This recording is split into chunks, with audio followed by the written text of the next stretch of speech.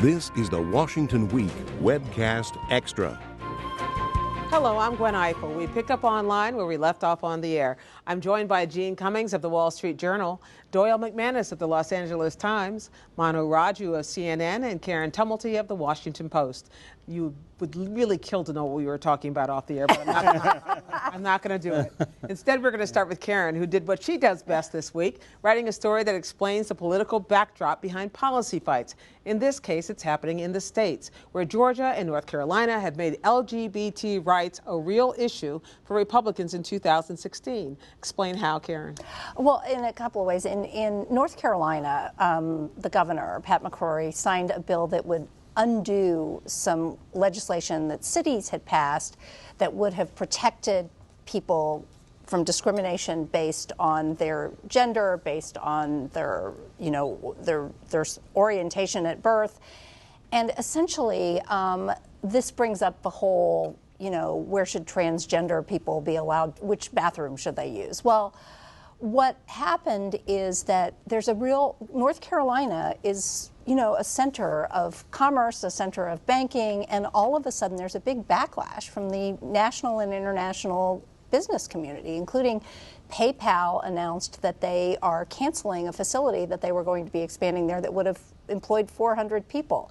So NBA is making hints about the All-Star game. And so what you're seeing is tension between the sort of corporate wing of the Republican Party and the social conservative wing. But Nathan Deal went the other way in Georgia. He vetoed a bill that would have done essentially the same thing. But a difference, McCrory's up for re-election, Nathan Deal is not. And in Mississippi, you also have legislation that would allow businesses to discriminate, allow businesses where they have religious objections to homosexuality, to, for instance, refuse to provide services to gays, to bake gay wedding cakes, whatever. So what you're seeing essentially is a backlash to the Supreme Court decision of last year legalizing gay marriage. But I think beyond that, there's a real concern on the part of a lot of leaders in the South of sort of how are you going to mobilize evangelicals to come out and vote in this election. And does that percolate up to the presidential race at all? It's been really interesting. Not yet. The Democratic candidates have been out there denouncing this. The two leading Republican candidates have basically been silent upon any of this. Again, not wanting to wade into what is looking like, a war in some places between the corporate wing of the party and the social conservative wing. Let's talk about another internal fight in the party, and this is involving the Democrats. And of course, the person we're all looking at in this case is Bill Clinton. There has been a consistent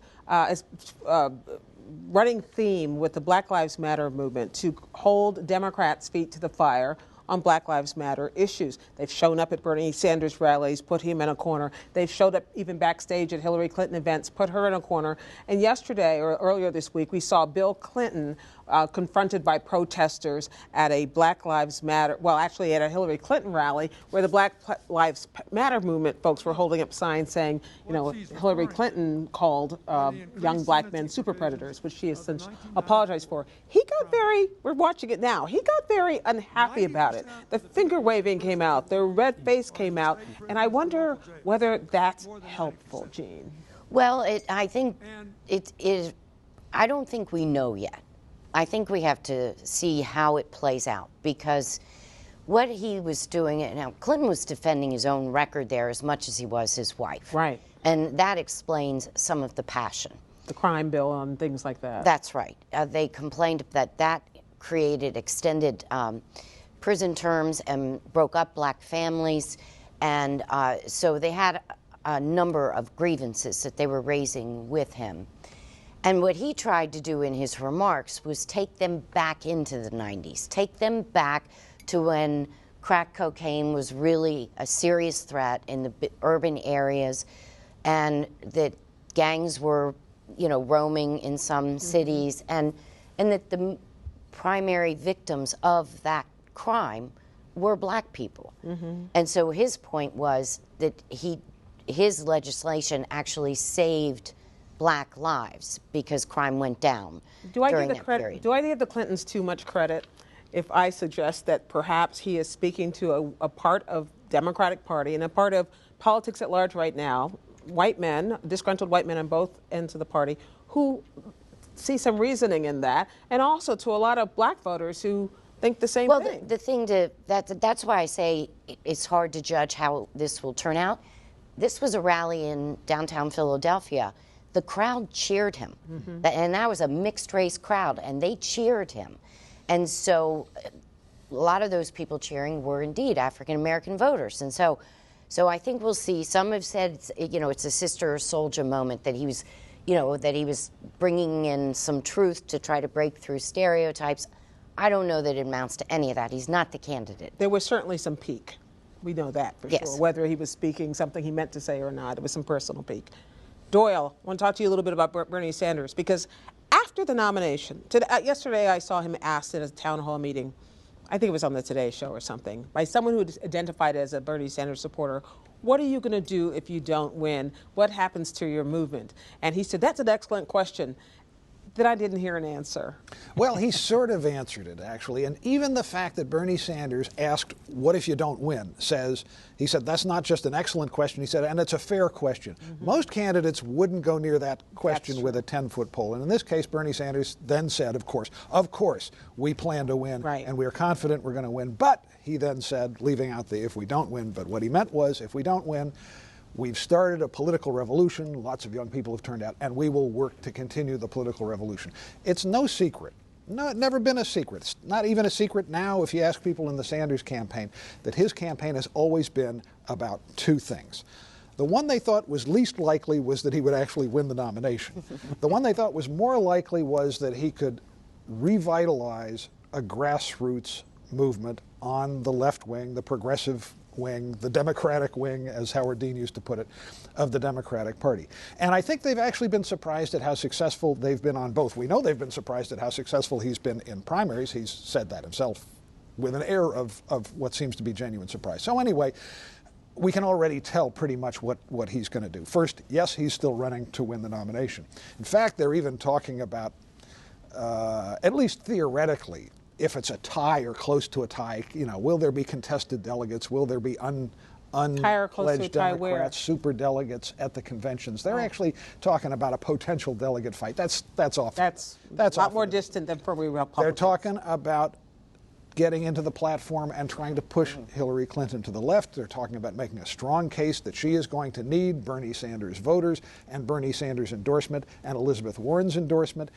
And they are going to keep their list of 2 million plus supporters and try and knit together this whole grassroots thing that they have done for the next cycle and the next cycle. Well, it could be argued they could have a lot of leverage if they play their hands right, which is why I think he kind of backed away from calling her unqualified this week. Okay, Manu, bring us up to date on what's happening. We've seen on the Supreme Court front, we've seen Susan Collins meet with Merrick Garland. We've seen Mark Kirk say he thinks there should be hearings. And maybe a dozen Republican senators, all in all, saying, I'm willing to meet with him, including Lindsey Graham most recently. But I don't really see any movement in the big story about the possibility of hearings for confirmation. You're right, because those two senators who have called for hearings, Susan Collins and Mark Kirk, are the same two senators who called for hearings immediately after Justice Scalia died. We really have not seen a whole lot of movement. The White House tries to make a lot out of a little. The fact that some senators are willing to have courtesy meetings and tell them, well, I'm not going to vote for you and I don't think that we should have confirmation hearings. The meetings don't really amount to much. Chuck Grassley's having breakfast with him just to tell him. Exactly, just to tell him. But what has been really fascinating here is obviously there's a big, intense pressure campaign on the left, but there's also a very intense pressure campaign on the right. And if Republicans start to wobble a little bit, they're going to get whacked. And we saw this happen in Kansas. Jerry Moran, Kansas Republican senator, up for re-election, has a primary in August, floated over the recess saying, well, maybe we should have confirmation hearings. Not a bad idea. Yeah, I should do my job. He did say that. And what happens? He gets whacked by the outside groups. They start attacking him. And now he may face a primary challenge, even though he walked that back and said, no, I don't even want to meet with this person, and we shouldn't have hearings. And when I asked Jerry Moran this week, I said, well, what do you think, were you surprised by the backlash? He said, I don't even want to talk about this anymore. So it just shows you that these guys do not want to cave or not show defect at all, because they know that this will hurt them on the right. And it really goes to the larger calculation for the Republican Party, is that they believe that this is an issue that will bring out bases from both parties, and independents will be narrowly divided. Or evenly divided, and a lot of voters just simply this won't be the issue that they vote on, which is why Republicans don't feel much reason to move on this. Sounds like the only concession Republicans have made is maybe we shouldn't look so rude. Yeah, exactly, and that's why a lot of senators who are up for re-election say, well, we're meeting with them, we're being courteous, but let's let to the next president to decide. Let's keep going. Okay, well, now we know that, and we'll talk about it some more, but it doesn't seem like the finish line is changing. Thanks to everyone. We are out up here, but there's more online, including my blog about another Supreme Court confirmation fight nearly 25 years ago. And it is as shocking now as it was then. And we'll see you next time on the Washington Week Webcast Extra.